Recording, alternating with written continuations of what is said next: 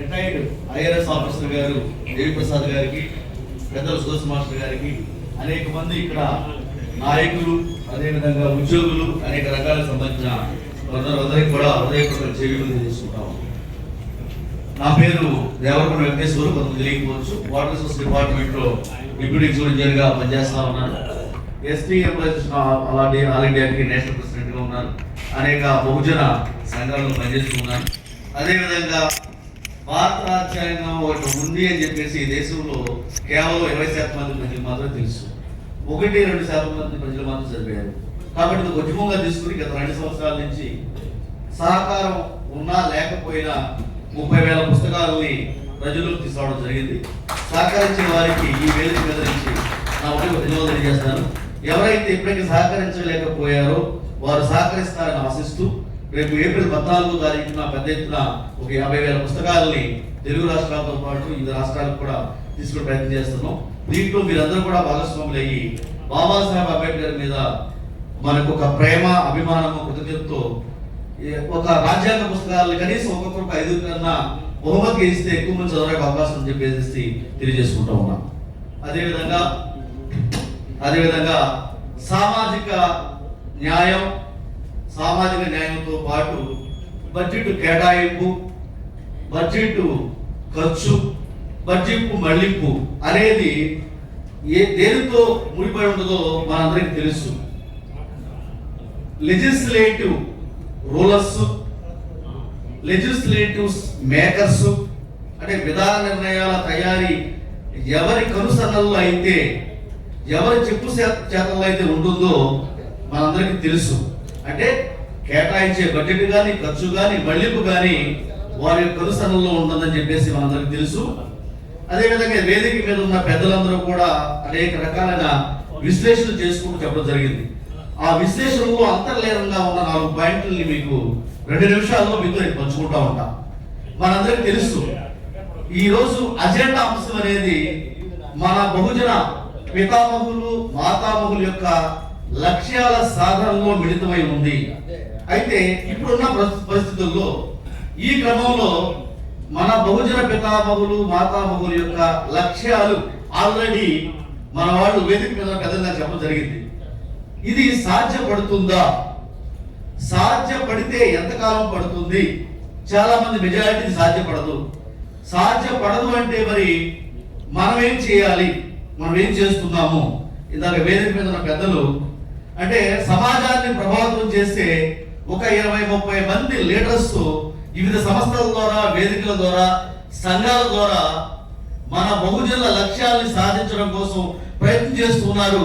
వీరందరూ కూడా వీరిలో మెజారిటీ ఒక వేదిక మీదకి వచ్చి మన లక్ష్యాలను సాధించడానికి ప్రయత్నం చేయాలని చెప్పడం జరిగింది. ఇది కూడా మనలో ఉన్న మేధావులు ఆలోచిస్తూ ఉంటారు. అధికారిగా ఉన్నాను కాబట్టి చాలా జాగ్రత్తగా మాట్లాడుతున్నాను. చాలా జాగ్రత్తగా అర్థం చేసుకుంటే మాత్రమే ఈ పాయింట్ అర్థమవుతుంది. అయితే ఈ లక్ష్యాల సాధనలో మీరందరూ ఒక వేదిక మీదకి వచ్చినా కూడా ఎంతవరకు సాధ్యం? అయితే ఈ లక్ష్యాలని సాధించాలంటే ఈ బహుజనంలో ఉన్న 90% ఓట్లు వేసే వాళ్ళు ఎవరైతే ఉన్నారో 5 సంవత్సరాల్లో 1826-27 రోజుల్లో ఒక రోజు అంటూ మనకు వస్తుంది. ఆ రోజు మనం ఓటు వేసే రోజు. ఆ రోజు నాటికి ఈ బహుజనంలో ఓటు వేసే 90% మెంబర్స్ ని ఎంతమంది ఈ దేశ భవిష్యత్తు గురించి, బహుజనుల యొక్క లక్ష్యాల గురించి, అంతిమ లక్ష్యాల గురించి ఎంతమందికి అవగాహన ఉంది? అయితే మనందరం ఈ లక్ష్యాల సాధన కోసం వెళ్లే క్రమంలో ఈ 90% మందిలో ఎంతమంది ఆలోచన విధానాన్ని, ఆలోచన దృక్పథాన్ని, థాట్ ప్రాసెస్ ని మనం టచ్ చేస్తున్నాము, వాళ్ళ ఆలోచనని డెవలప్ చేసి మా లక్ష్యాల వైపు తీసుకువెళ్తున్నాము అనేది చాలా ముఖ్యం. మనము ఒక 90% ఎవరైతే ఓటర్స్ ఉన్నారో వాళ్ళు ఒక 40% లేక 30% ఎటువైపు ఉందో అక్కడ భవిష్యత్తు మారుతుంది.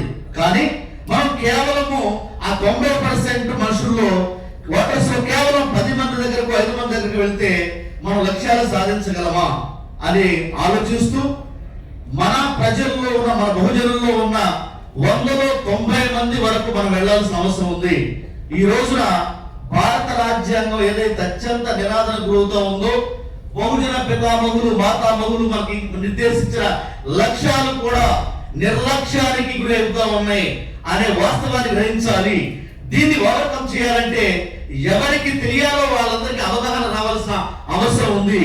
కాబట్టి దయచేసి మనందరం కూడా ఆ దిశలో పనిచేద్దామని, ఇప్పటికి కూడా నాలాంటి ఆఫీసర్స్ మీలాంటి అనేక మంది చేయదగిన రీతిలో పనిచేస్తా ఉన్నారు. వారికి అభినందనలు తెలియజేస్తూ ఈ లక్ష్యాల సాధనకు వ్యవస్థని బలోపేతం చేయవలసిన అవసరం ఉంది, పఠించడం చేయాల్సిన అవసరం ఉంది, నిరంతరం కంటిన్యూగా వర్క్ చేయాల్సిన అవసరం ఉంది. ఒక వేడుకల్లాగా, సంబరాల్లాగా, సెలబ్రేషన్స్ లాగా సంవత్సరానికి 1-2 సార్లు మనలో ఉన్న ఉత్సాహం, అదే విధంగా మన లక్ష్యం వైపు రావడం కాదు.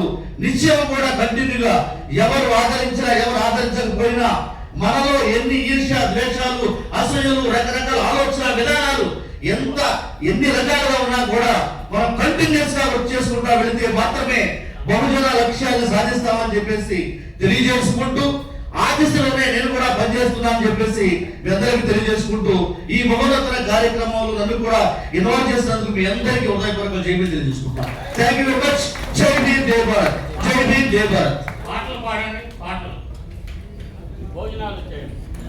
అనిల్ అనిల్ అనిల్